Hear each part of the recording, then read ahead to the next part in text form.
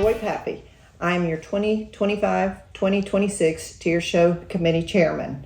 I'd like to welcome all the returning participants that are showing in the show, and I'd like to welcome all the new ones. My phone number is 352-266-0054. If you have any questions or concerns about the steer show and sale, if you would please give me a call. This does take a little bit of pressure off of Sarah because she's in charge of all the shows, not just the steer show. I'm going to touch on just a few rules that we have in our steer show. It is mandatory for you to go over all the general rules and the steer show rules. This is your responsibility, but I just want to highlight on a couple of them that we have. First off, we're going to go over the initial weigh-in rules that I'm going to just highlight on. All exhibitors must do a mandatory online training with a parent or a guardian by September the 16th. And all the entry forms will be completed online, must be turned in by then. Completing entry line indicates you agree and abide by all the rules pertaining the 2026 steer show. Any steers entered in another show after initial weigh-in will be disqualified, ineligible for the show or the sale for the final show or sale.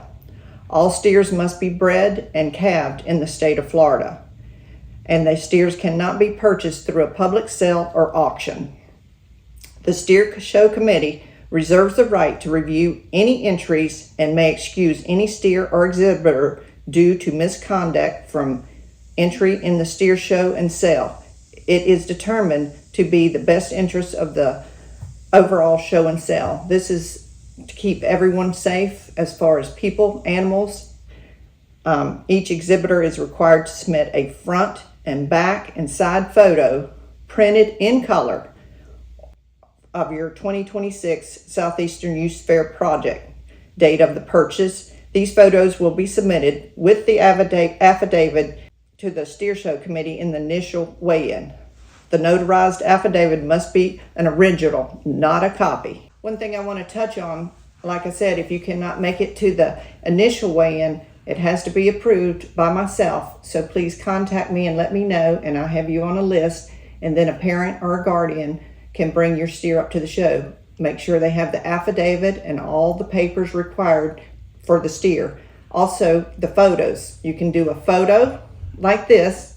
Please make sure you have the names of each photo of your steer, or you can do one online on your computer like this if you can't make it to the Photoshop. But please make sure that your name and your steer is on the picture.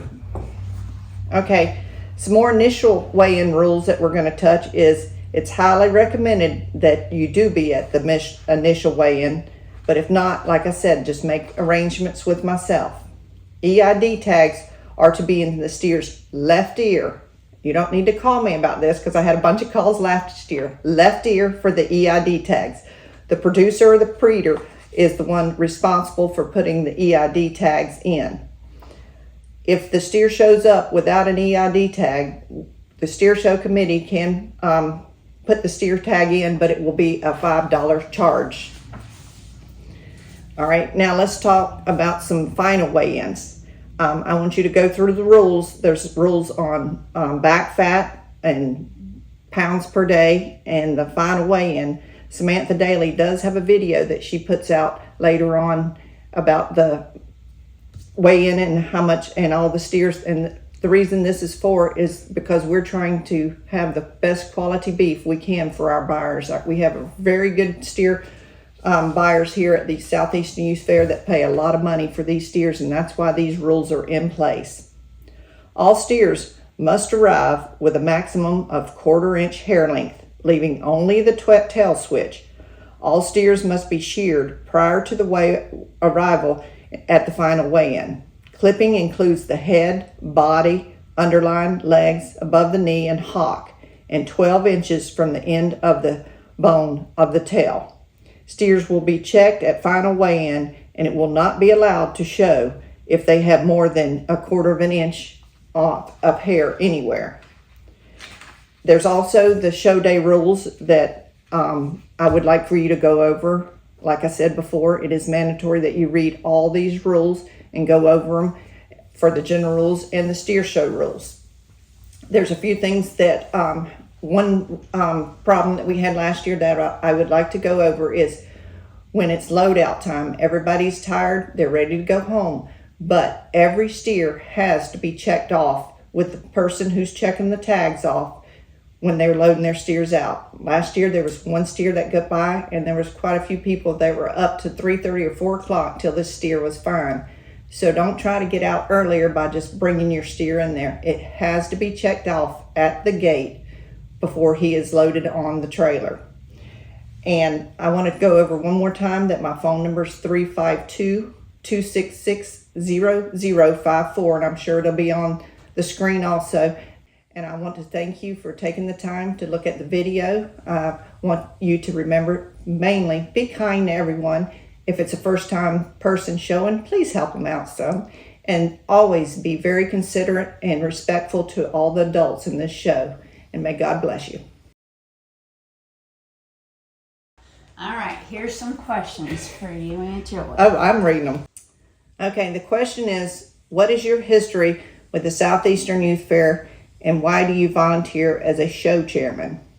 I was born and raised up into this youth fair. My dad showed his first steer here, and he grew up showing a steer. That's how he bought his first piece of property. So naturally, he started Angus Ranch, and when we were old enough to show, every one of us showed. And I kind of took a little bit more incentive than the boys did. I showed 2 steers a year. One time I showed 3 steers a year. I liked showing.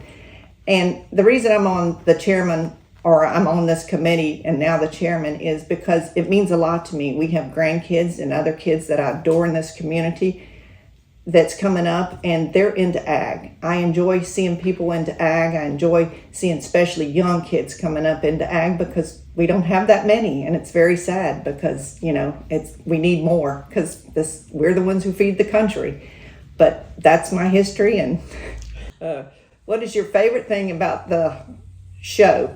My favorite thing about the show is just seeing how good the kids do. How much I enjoy seeing the kids that you can tell, the kids that really put an effort in it, that their heart's in it, that they love it, and they understand it. And it's sad to see your steer go, but from the beginning what's going to happen to the steer, and you're learning more about agriculture every day. And what's your favorite thing about the Southeastern Youth Fair?